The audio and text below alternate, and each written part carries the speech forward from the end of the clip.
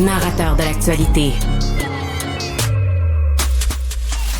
Comme vous, je suis fasciné par l'affaire Epstein, mais tu sais, on regarde ça, on dit, ben oui, mais c'est loin, c'est aux États-Unis, puis tout ça. Il y a des liens avec le Québec, puis des liens assez proches avec le Québec. Jean-François Cloutier, qui est journaliste au bureau d'enquête, a travaillé là-dessus. Il va publier ce week-end dans le journal un dossier, justement, montrant que Epstein venait souvent au Québec, rencontrait des gens au Québec. Jean-François, salut. Salut, j'imagine, il venait au Grand Prix. Il venait au Grand Prix, ça c'est très très clair et je te dirais, c'est ça, les nouveaux documents là, qui sont sortis depuis une semaine, déposés par le département de la justice américain, là, donnent beaucoup de détails, des détails vraiment intéressants sur ces liens avec le Québec et en quelques jours de recherche, on a pu vraiment établir des choses vraiment assez saisissantes, là. Mais oui, je peux te dire, je peux pas tout te dire de ce qu'on sort demain, mais oui, je peux te dire qu'il est venu au Grand Prix, ça c'est très clair et il n'y avait pas juste l'objectif en allant au Grand Prix d'aller voir de la course automobile. Okay. Il y avait d'autres activités reliées à ça. On va apprendre demain. On va apprendre demain, mais c'est vraiment une relation assez proche de Jeffrey Epstein avec Montréal, avec le Québec, même par rapport aux autres villes du Canada. C'est une ville qu'il appréciait particulièrement. Tu sais, on a notre propre Epstein. Tu sais, le gars, l'homme d'affaires qui a été aussi arrêté, puis il trempait lui aussi dans des réseaux de prostitution juvénile, des affaires comme ça, là. Est-ce qu'ils se connaissaient, ces deux-là? Ça, j'ai pas pu l'établir. Il semble que ça a été, ils aient évolué un petit peu de manière parallèle là, pour l'instant, mais je te dirais, Richard, il y a tellement de choses dans Epstein qu'on dit, ben non, c'est impossible, ça peut pas arriver.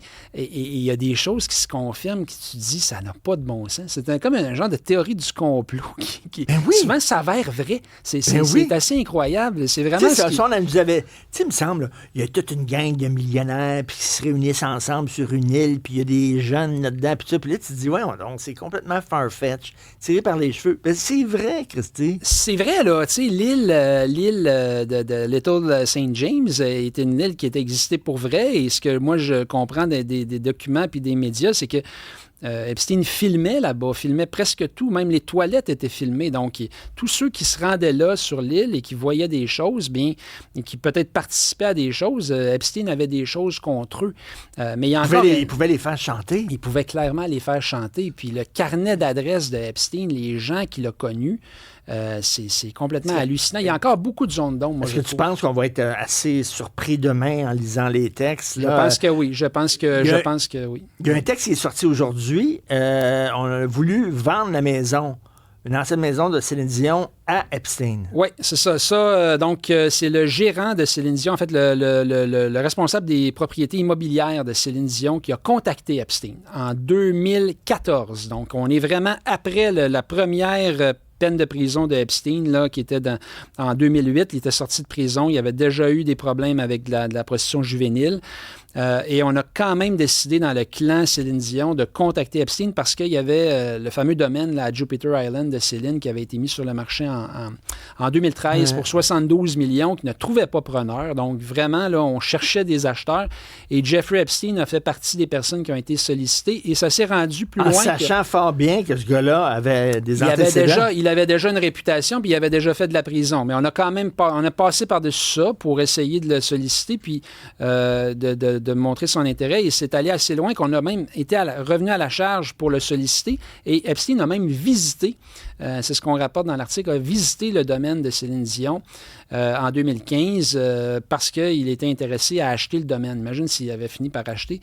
Mais finalement, bon, il n'a pas trouvé que c'était à son goût. Puis d'ailleurs, c'était une maison qui avait beaucoup de difficultés à être vendue. Là. J'imagine que la décoration n'était peut-être pas au goût du jour, mais en tout cas, ça avait été listé 72,5 millions. Ça a été vendu finalement... je crois que c'est 38 millions, donc en fait 28 millions, excuse-moi. Donc vraiment presque 3 fois moins que le prix affiché au début. Mais il en demeure pas moins qu'il y a ces contacts-là entre des employés de Céline Dion, des gens qui cherchent.